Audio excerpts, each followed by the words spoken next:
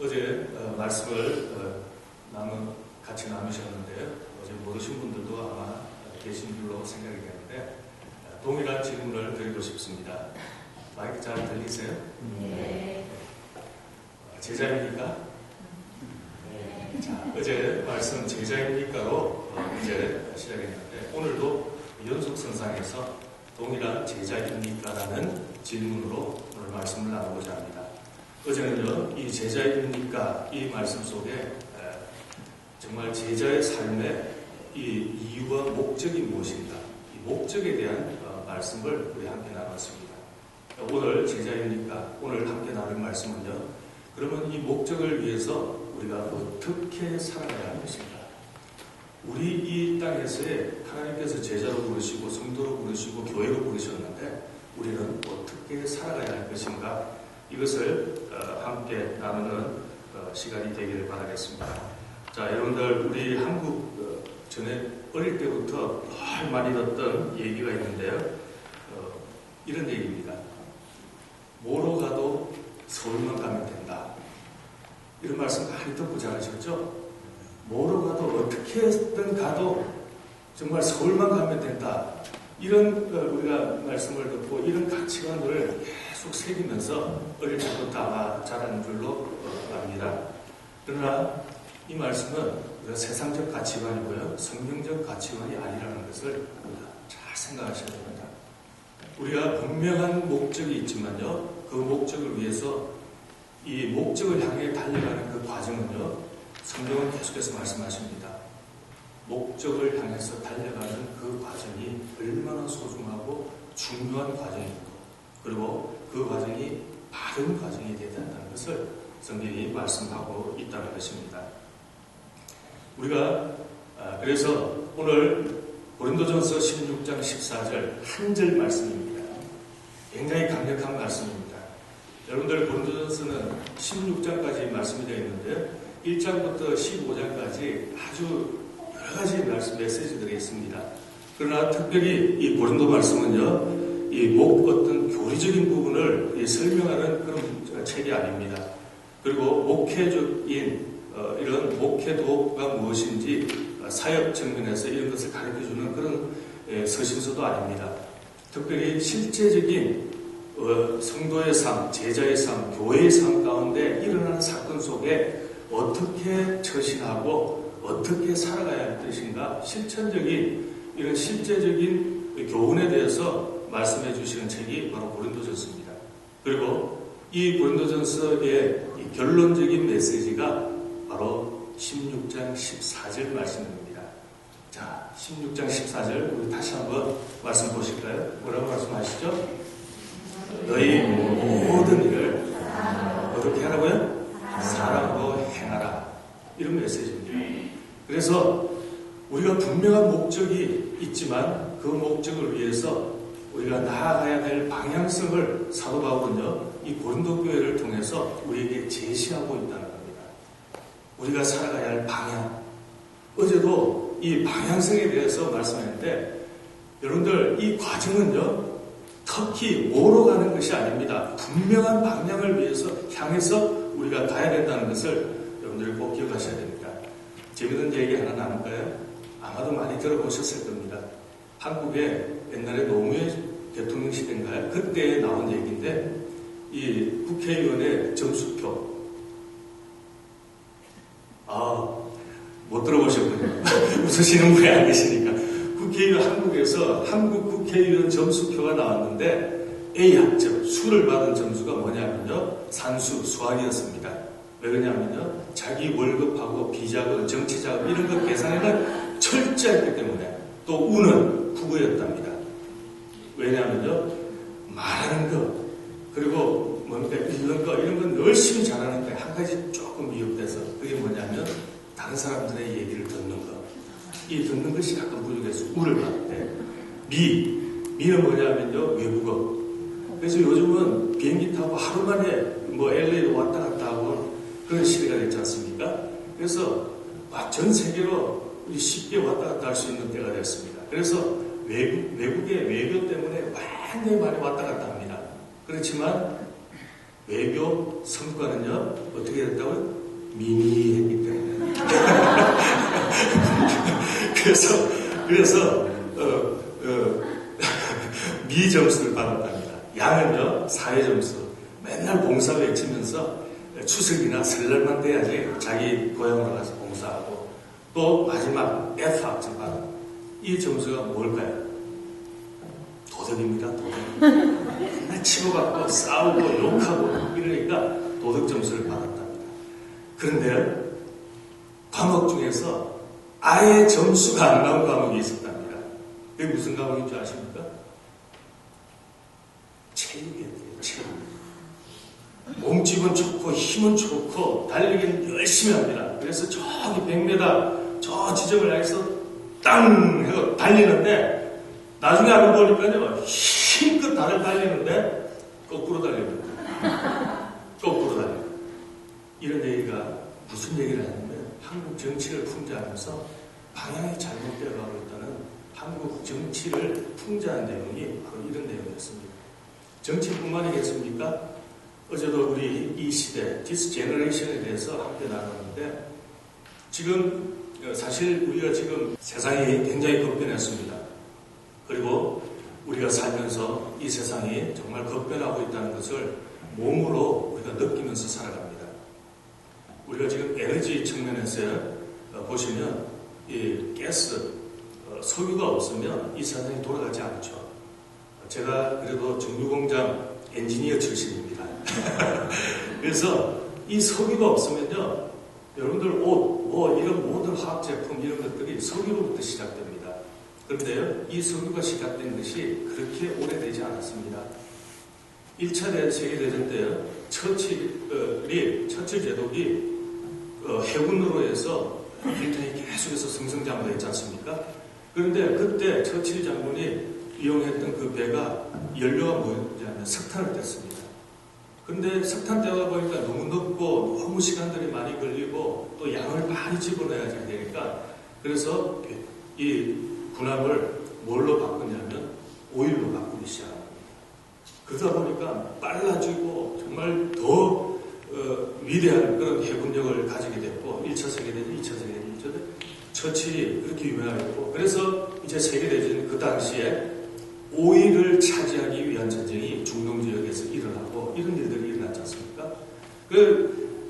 이렇게 말씀드리는 것은 석유가 그렇게 얼마 되지 않았습니다. 그런데도 불구하고 이 세상을 이렇게 바꿔놓은 겁니다. 그런데 지금 세상이 바꿔지고 있습니다.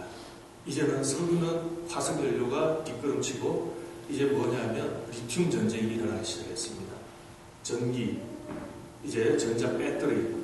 그래서 지금 미국과 중국, 전 세계가 우리 한국 현대기아 또 이 에너지 때문에 배터리 전쟁이 일어나고 리튬을 얼마나 확보하는가, 이 전쟁이 이제 시작된 겁니다. 그래서 미국에서 생산되지 않는 전기 자동차는 7,500불인가요? 정부에서 주는 그런 감면도 안 해주고 올해부터 시작했지 않습니까? 그런 큰 전쟁이 일어납니다. 제가 무슨 말씀드리냐면, 그래서 AI 지금 많이 얘기되고 있는데, 이런 세상의 급변 속에서 보면서 때로는 우리가 기대감을 가질 수가 있습니다. 더 편리한 세상이 오고 있구나, 이런 생각을 할 수도 있을 겁니다. 하지만요, 지난 100여 년 이 에너지 발전으로 세상이 편리하게 됐지만, 그 편리한 세상 속에 인간의 정신세계와 그리고 우리 사람들의 영적 세계를 돌이켜보면요, 결코 나아진 것이 없고, 도리어 이 세상은요, 더욱더 제약에 물들고 더 많은 사건, 사고가 일어나고 세상이 점점 더 포악해져가는 이런 모습을 볼 수가 있습니다. 자, 이제 에너지가 바뀌면서요, 세상이 이제 바뀌어져 가는데 벌써부터 많은 사람들이 염려합니다. AI 얘기했지만요, 지금 AI에 벌써 어제 가장 최근에 나온 내용은 트럼프 대통령, 바이든 대통령을 AI에게 물어봐가지고 그 소식 들어보셨죠? 그래서 공화당에서 너무 싫어하고 이런 정치적인 이제 이슈들 일어나는데, 뭐냐면요, 모든 이 사람들이 이제 생각을 하기 싫어하는 겁니다. 그래서 컴퓨터에다가 생각을 맡기는 겁니다. 그래서 컴퓨터가 모든 데이터를 입수해가지고 컴퓨터가 조합해가지고 컴퓨터가 내뱉어주는 그 내용을 사람들이 이제 받아들이는 겁니다. 여러분들 지난 5, 6년 동안 미국에서는요, 가짜뉴스라는 이 토픽 때문에 얼마나 사회가 어지럽고 지금도 이제는 우리가 가짜뉴스에 너무 노출된 그런 시대가 되어버렸습니다. 그런데요, 이제는 AI에 의해서 무엇이 바르고 무엇이 틀린가를 이제 분별하지 못하는, 또 더 염려하시는 분들은 AI에 의해서 사람들이 조정당하는, 컨트롤되는 그런 시대가 올 것이라는 염려를 하기 시작했다는 겁니다. 여러분들, 이렇게 편리한 세상, 그렇지만 그 가운데 사회적인 병폐가 일어나고요. 그리고 더 나아가서는요, 실제적으로 사람이 아파오는 그런 병리 현상들이 일어납니다. 왜냐하면 그 어느 때보다도 우울증이 많잖아요. 사람들이 정신적인 고통을 해소하는 사람들이 수없이 많아지고 있습니다. 왜 그럴까요? 이렇게 편리하고 이렇게 좋은 세상인데 왜 그런 병리 현상들이 일어나고 있습니까? 어떤 심리학자가 그런 말을 했습니다. 사람들이 계속해서 이렇게 하면서 자기에게 사랑을 달라는 그런 아우성 소리. 그렇게 세상은 발전하고 문명은 발전했지만요, 이 내면에 사람들의 갈급한 그 하나, 그것이 달라고 아우성치기 때문에 사회는요, 점점 더 이렇게 많은 어려움을 겪는 이런 세상이 되어가고 있다는 겁니다. 제가 여러분들 9.11 테러 잘 아시죠? 9.11 테러 날 때 저는 교회에서, 토론토 교회에서 사역을 하고 있었는데, 그때는 나왔는데 갑자기 막 온 세상이, 캐나다까지 문 전쟁이 일어난 것처럼 세상이 발칵 뒤집히지 않습니까? 아파트, 우리 뉴욕에 빌딩이 무너지는 사건이었죠.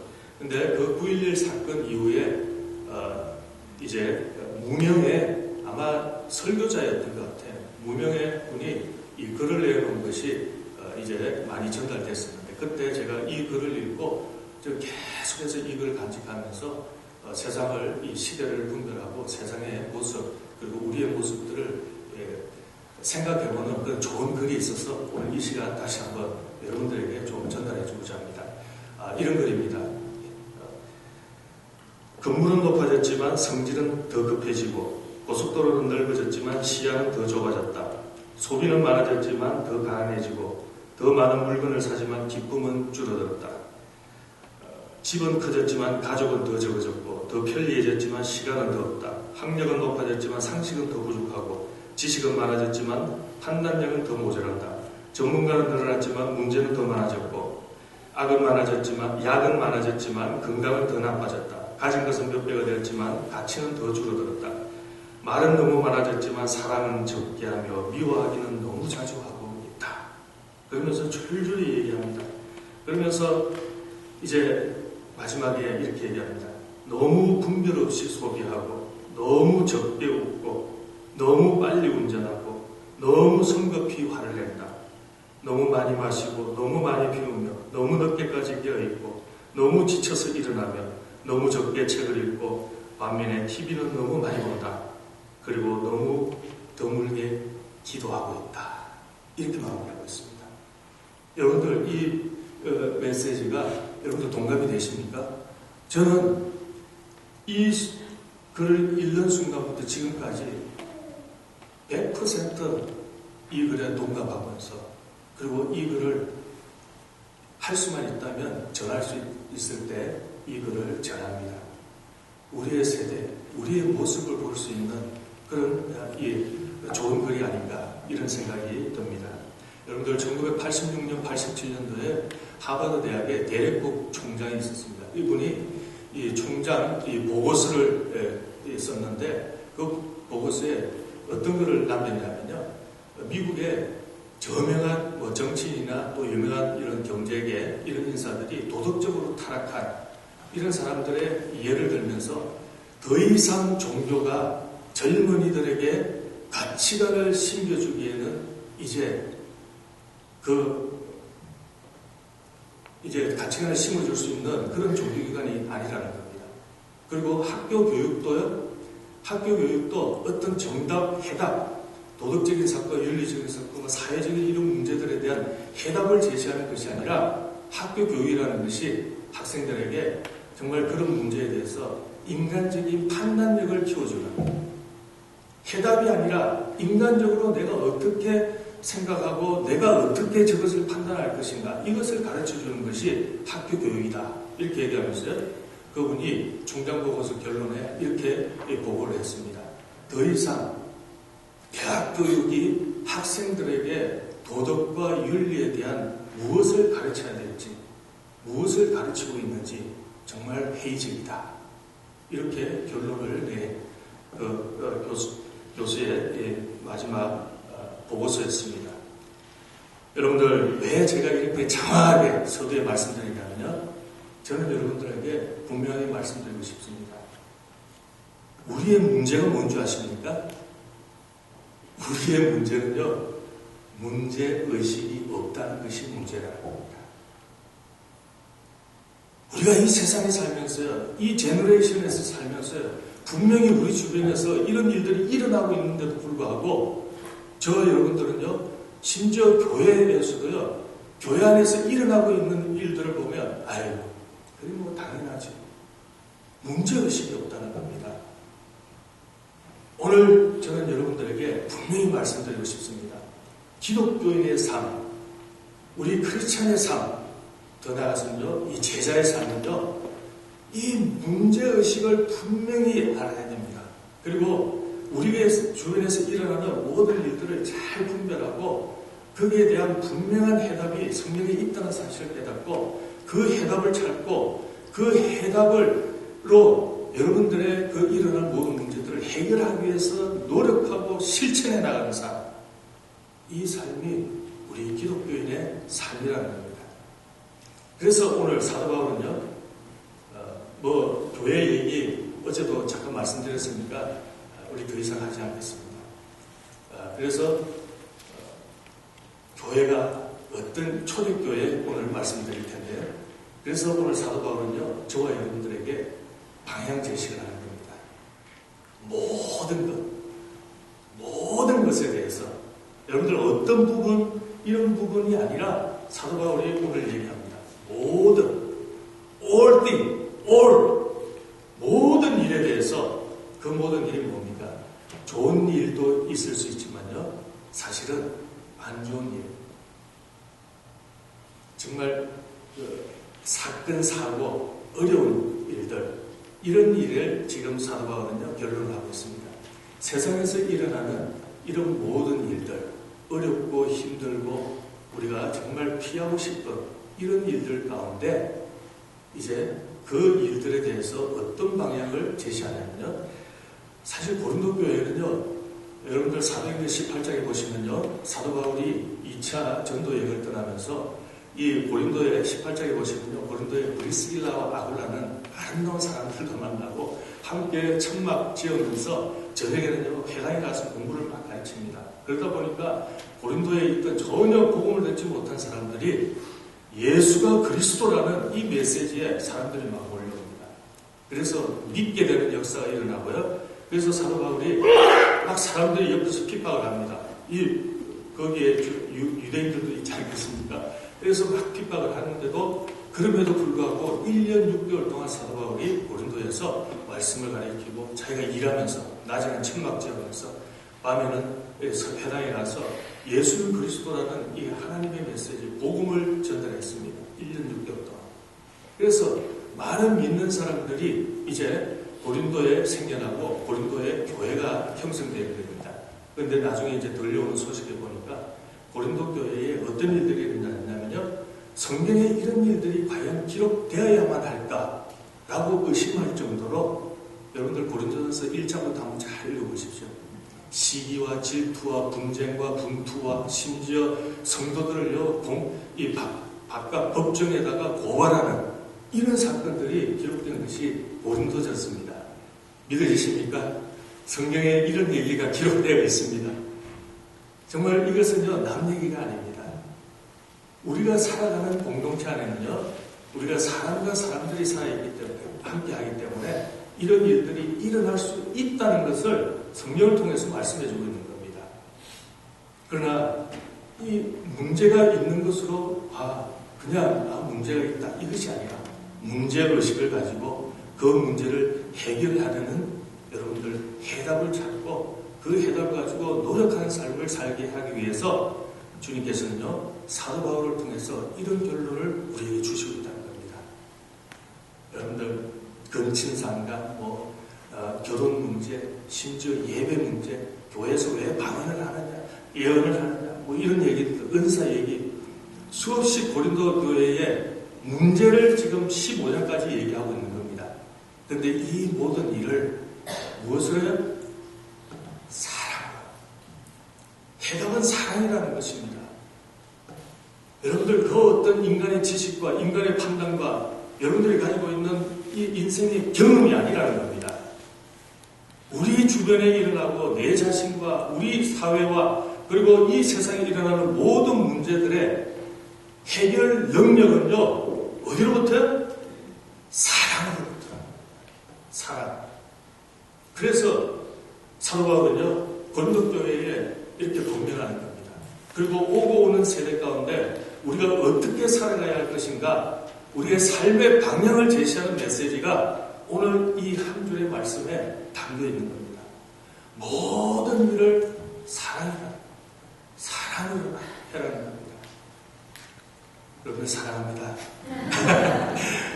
그래서 이 사랑, 오늘 우리가 이 찬송 드리고 한 메시지가 얼마나 좋습니까?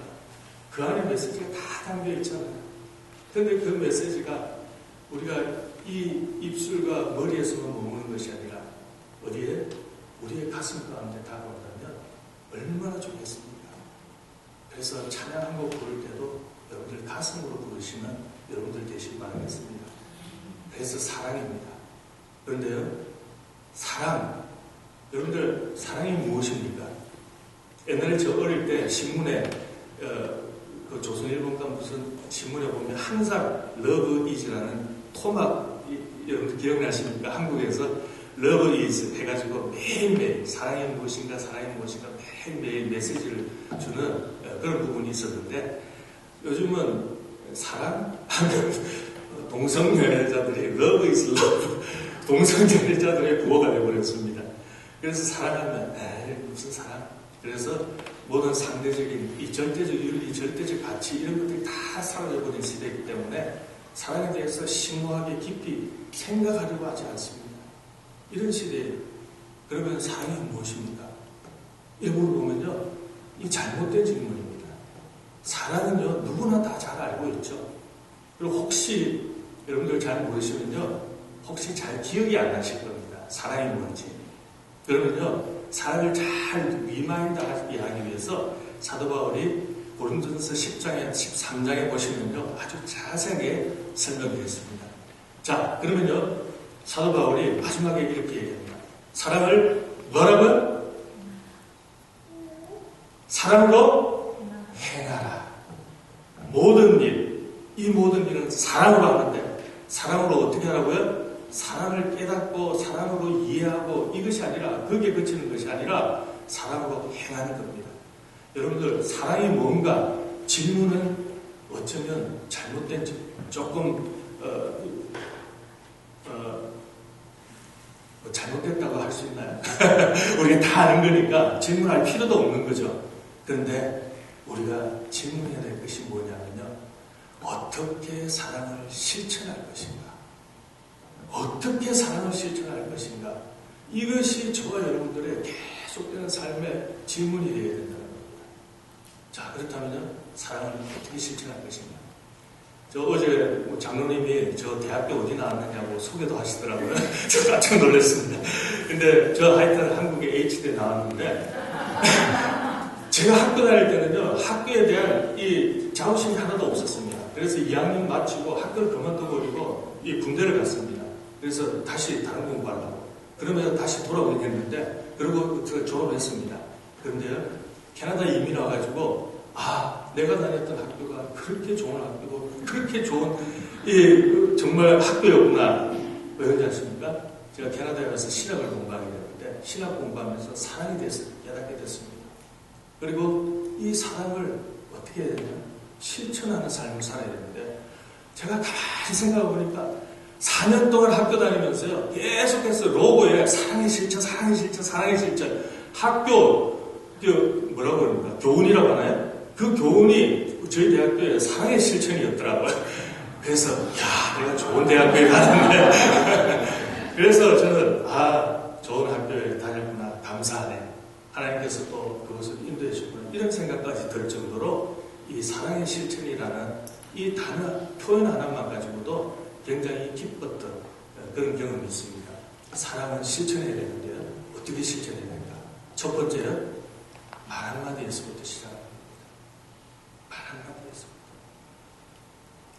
사랑합니다. 사랑합니다. 저는 강호동 씨 좋아합니다. 요즘 사랑의 표현이 엄청 많잖아요. 뭐 볼사랑, 뭐 비사랑, 이렇게 사랑. 여러분들 사랑을 사랑합니다. 고백하는 겁니다. 근데요, 이 101가지 이 누들수프 얘기라고 옛날에 많이 얘기했는데, 거기에 200번째 포옹 얘기라는 이 얘기가 있습니다. 무슨 얘기냐면요, 6개월 시한부 아주 극성 췌장암이 걸려가지고 시한부 판정을 받았습니다. 6개월. 그러니까 아버지인데요. 그래서 아무도 면회를 못하고 독실에 이제 갇혀져 있는 6개월 이제 사형 선고를 받고 있었는데, 이 아버지의 이 아들은 의사인데요. 이 아들이 아버지에게 고백한 사랑의 얘기가 200번째 사랑의 얘기입니다. 무슨 얘기냐면, 이렇게 했는데, 이 아들은 어릴 적부터 자라면서 아버지가 너무 고통을 하고 너무 정말 아들에게 지독하게 그러셨던 것 같아요. 그래서 아버지를 나중에 컸으면요, 심지어 아버지에게 분노하고 아버지를 미워하고 심지어 정오하는 데까지 이르렀던 겁니다. 그래서 아버지로부터 뭐 사랑합니다, 사랑의 느낌 한 번도 못 받고 자랐던 거예요. 그런데 아버지가 시한부 인생 받았다는 얘기를 듣고 아버지를 찾아갑니다.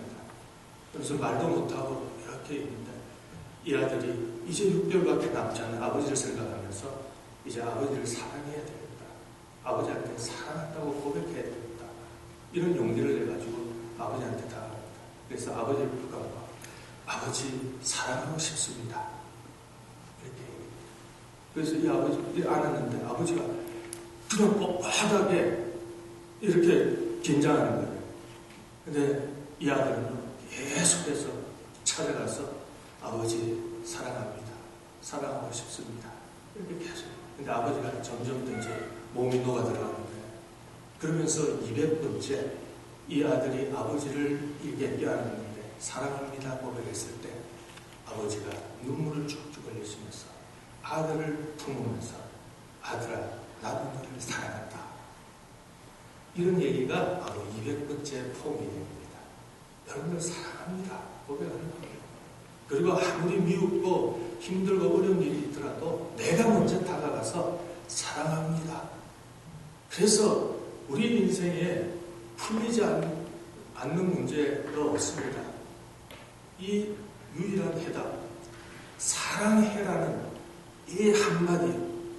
이 한마디로 우리는요, 내가 있는 그곳에 치유와 용서가 일어난다는 사실을 기억하시기 바랍니다. 두 번째는요, 여러분들의 사랑은요, 배려입니다. 남의 유익을 구하는 겁니다. 나의 유익을 구하는 게 아닙니다. 저는 낮의 해처럼 밤의 달처럼, 여러분들 찬양하시죠? 한국의 최용덕 CCC 간사께서 만드신 곡인데, 낮의 해처럼 밤의 달처럼 그렇게 살 수는 없을까?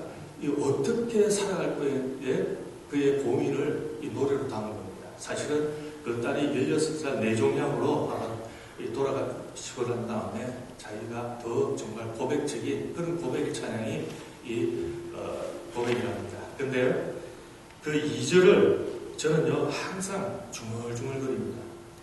저 때로 이 2절 가사를 혼자 중얼거리고 나는데 여러분들 앞에서 조금 불러봐도 되겠습니까?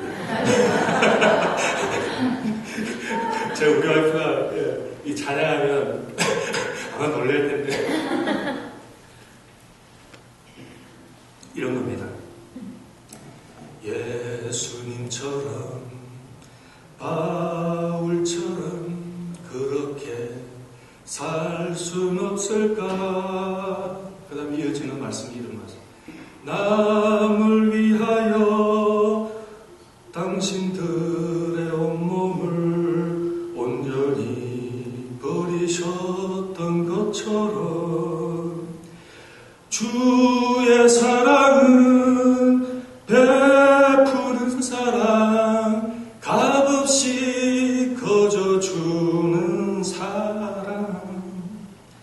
그러나 나는 주는 것보다 받는 것 더욱 좋아하니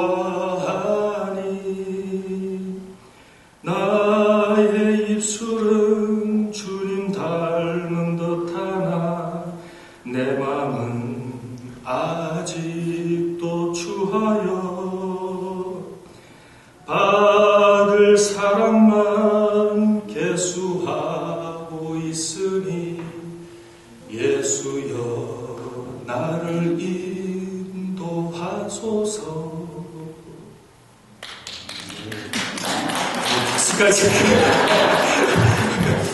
여러분들, 저는 이 찬양을 듣고 나부터 가끔 혼자 중얼거립니다. 이게 저의 고백이 되고 주님 앞에 드리는 저의 기도입니다. 기도문입니다. 여러분들, 제자는요 바로 사랑의 사람입니다.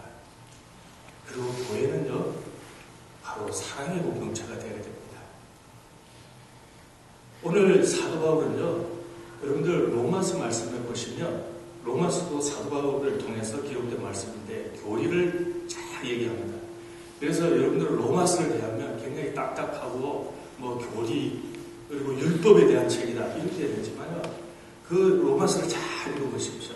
사랑엔 거짓이 없나니 사랑에 대해서 계속 얘기하고요, 율법을 주신 이유, 그 이유가 바로 사랑이라는 것을 바로 이 복음의 메시지가 전부된 것이 로마서의 메시지입니다.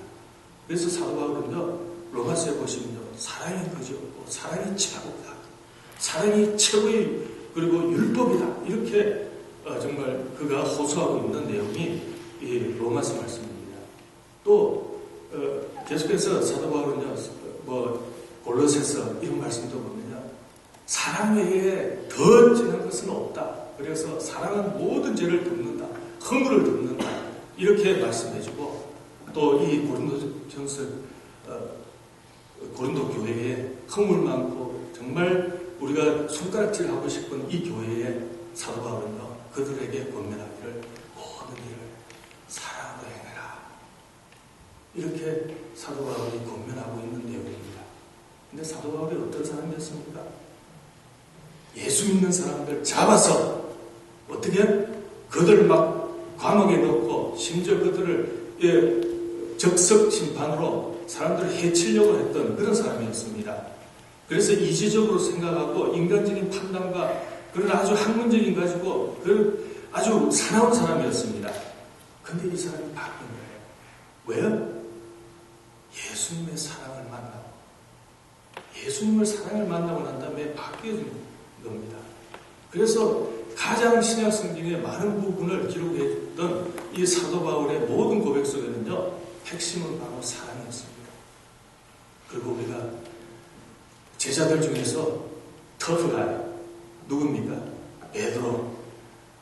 저기 막 풍랑이 일고 막 사람들 다 무서워하고 있는데 저쪽에 귀신같이 그 사람이 물 위를 맞거든요. 그때 예수가 베드로 어떻게 했습니까? 물 위로 펑펑 뛰어들어가는 터프가이였습니다. 그리고 우리가 상상해 보면 베드로는 막 수염도 나고 건장한 이런 중국의 장비와 같은 그런 사람이 아니었을까, 이런 생각이 듭니다. 그런데 이런 터프가이가 어떻게 변했습니까? 이 베드로전서 4장에 보시면요, 사랑이, 베드로전서 4장에 보시면 베드로도요 사랑에 대해서 얘기합니다. 그리고 베드로후서 1장에도 보시면요, 또 믿음의 경건의 지식에서 형제 우애에 뭘 더하라, 마지막에 이렇게 얘기하냐면 사랑을 더하라, 이렇게 베드로전서 베드로후서 말씀을 통해서 베드로가 고백했고 또 하나님의 말씀을 저와 여러분들에게 전하고 있습니다. 베드로전서 베드로후서는 베드로가요 이제 예수님 부활하신 걸 보고 베드로가 이제 혼자 사역을 해나가면서 말년에 아마 전서 후서를 기록했던 것이라고 생각이 여겨집니다. 그러면서 이 베드로가 사랑의 사람으로 바뀌어졌다는 것을 우리가 볼 수가 있습니다. 그래서 베드로는요, 끝내 우리가 전성에 하면 베드로는 예수님처럼 나는 십자가에 그냥 매달릴 수 없다. 그래서 그가 순교당할 때 베드로가 거꾸로 매달아달라.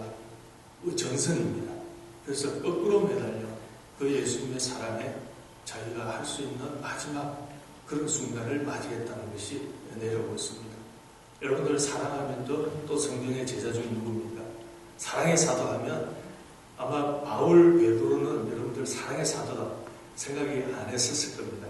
하지만 바울도 베드로도 사랑의 사도였습니다. 그리고 사랑의 사도 대표적인 요한이었습니다. 그래서 요한복음 보시면요, 전부 예수님이 끝까지 사랑하시는 그 사랑을 기록하고 있고요.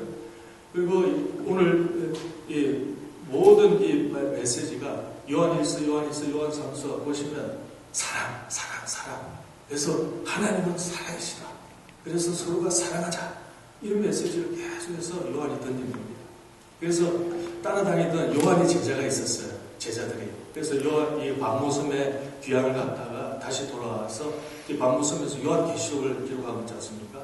그 요한계시록이요. 저는 1년 동안 요한계시록을 공부하면서 연구를 했는데 요한계시록은 여러분들 교회에 주는 사랑의 메시지입니다. 절대적으로 미래를 예언하는 묵시에 무슨 일이 일어날 것인가 이런 것을 보여주는 것이 아니라 요한계시록은요. 사랑의 사도 요한에 의해서 오고 오는 세대 하나님의 공동체에 주어지는 사랑의 메시지가 바로 요한계시록입니다. 그래서 요한이 밤모섬에서 그 기록하고 이제 다시 돌아와서 근데 제자들이 이제 요한이 나이 많이 들어서 이제 하나님 나라에 갈 나이가 얼마 되지 않았습니다. 그래서 제자들이 따라다니면서 선생님 그 사랑 말고 다른 설교 저희들에게 가르침을 좀 주십시오. 이렇게 이제 마지막으로 이제 요한에게 요청을 했답니다. 그때 요한이 이런 말을 남겼답니다. 내가 다시 말하노니 너희는 서로 사랑하라.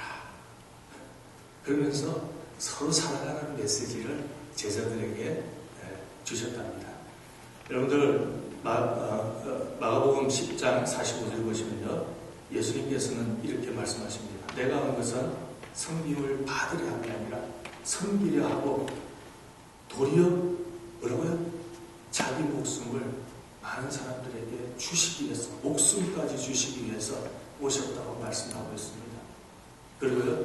예수님께서 요한복음 13장에 굉장히 우리에게 중요한 메시지를 주셨습니다. 요한복음 13장 34절 35절까지 보시면요. 이런 말씀을 예수님께서 하십니다. 새 계명을 너희에게 주노니 서로 사랑하라. 내가 너희를 사랑하는 것 같이 너희도 서로 사랑하라. 너희가 서로 사랑하면 이로써 모든 사람이 너희가 내 제자인 줄 알리라. 여러분들 복음을 전하기 위해서 제자로 부르심을 받았는데 세상 사람들이 여러분들의 이 메시지가 이제 안 먹히는 곳이 많습니다. 29% 어제 매전도 종종 있다고 말씀하셨어요. 거기에 가서 복음을 전하면 괜찮지만 아직도 30% 이상이 우리 주변에 세상에 이런 근대 문명 속에서 살아가는 사람들에게는요. 메시지가 잘 전달 안 될 때가 있습니다. 그러면 예수님께서 뭐라고 말씀하세요? 너희들의 사랑하는 모습을 통해서 너희들이 나의 제자가 라는 사실을 알게 될 것이다. 이것이 바로 첫 계명이라고 말씀하시고 바로 율법의 완성이라는 메시지를 저와 여러분들에게 주시고 있다는 겁니다. 예수님은요, 저와 여러분들을 위해서 목숨까지도 주시고 그리고 그를 따랐던 베드로, 바울과 요한도요, 그들의 목숨을 내어놓고 주님의 이 사랑을 실천했던 이 사랑의 사도들이었다는 겁니다. 사랑은요, 그래서 다른 사람들의 유익을 구하는 겁니다. 그래서 영국 성공회의 이 템플교의 주교였던 목사님 계셨는데 그분이 남겼던 굉장히 주시는 메시지가 세상에 유일하게 다른 사람의 유익을 구하는 단체가 있다면 그것은 교회이다. 교회만이 다른 사람의 유익을 구하는 유일한 단체다. 이런 말씀입니다. 무슨 메시지입니까? 우리의 유익을 구하는 것이 아니라 하나님의 부르심은요, 저와 여러분들을 통해서 도리어 다른 사람들의 유익을 위해서 다른 사람들을 배려하는 이런 삶을 살게 하시기 위해서 제자로 부르셨다는 사실을 여러분들 기억하셔야 합니다. 여러분 미우라 아야코 많이 얘기 듣죠? 그래서 빙점이라는 소설로 굉장히 유명한 미우라 아야코 아주 신실한 기독교인입니다. 그런데 이분의 일화는 정말 잊을 수 없는, 이분이 이 남편과 함께 조그마한 가게를 하는데 너무 가게가 잘 되는 거예요. 사람들이 막 밀려옵니다. 그런데 막 밀려오는 건 좋은데 옆에 주변에 이 가게들이 점점 더 손님들이 줄어들고 그 가게들의 수입이 없어지고 그래서 문을 닫아야 하는 그런 형편이 됐다는 소문이 들려옵니다. 미우라 아야코가 이 소문을 딱 듣고 가게를 줄여나갑니다. 주변에 이 사람들이 가게를 못하니까 그래서 물건도 줄이고 또 손님이 오면 우리 집이 없다 하면서 그 옆집으로 보냅니다. 이런 배려를 합니다. 옆집을. 그래서 이렇게 하다 보니까 가게가 줄고 조금 이제 한가해지니까 이분이 앉아서 그 시간을 위해서 글을 쓰기 시작했답니다. 그리고 그 시간에 쓴 글이 빙점이라는 소설이고요. 그 빙점이 세상에 나오자마자 베스트셀러로 세상에 알려지는 그런 일들이 일어난다. 배려, 우리가 배려하는 삶, 남의 유익을 구하는 삶, 이것이 바로 사랑을 실천하는 삶이라는 것을 우리에게 가르쳐주고 있다는 겁니다. 여러분들 마지막으로 사랑은요 계속해서 훈련하고 연습해 나가야 됩니다. 우리의 인생은요 목표점을 향해서 주님 오시는 그날, 그리고 우리가 천국 가는 그날, 그리고 우리가 천국 갔을 때 여러분들 천국에 남는 것은요, 아까 주님 만날 때 그 얘기 말씀 속에 주님 만나면요 천국에는 어떤 분이 그런 얘기 하셨어요. 천국에는 사랑의 열매밖에 없다. 여러분들 우리가 사랑을 지금 이 순간부터 right now, right here 여러분들 사랑을 실천하는, 그리고 사랑을 계속해서 연습하는 삶을 우리가 살아가야 된다는 겁니다. 피지컬 100인가요? 요즘 넷플릭스에서 저는 그거 2편까지인가 처음에 보고만 봤는데 한국에도 그렇게 피지컬 좋은 사람들이 있는지 저는 깜짝 놀랐습니다. 외국에서나 보는 사람들이 한국에 이렇게 있더라고요. 그 사람들이 어떻게 그렇게 건축을 만들었겠습니까? 예전에는 한국에는 상상도 못했잖아요. 그런데 요즘 한국도 체력을 그렇게 만들고 건축을 키워나가는 겁니다. 근데 그 사람들 보면서 그 건축을 키울 수 있는 것은 바로 끊임없는 그런 훈련과 건축 운동에 의해서 그런 피지컬을 만들었다는 것을 우리가 볼 수 있습니다. 마찬가지입니다. 기독교의 핵심은 뭡니까? 구원입니다. 그러면 구원의 핵심은 무엇입니까? 예수님의 십자가의 사랑입니다. 십자가의 사랑입니다. 사랑. 기독교가요, 사랑을 제외하면요, 아무것도 아니라는 사실입니다. 앙프 없는 찐빵 같은 그것이지, 사랑을 빼버리면 이게 기독교.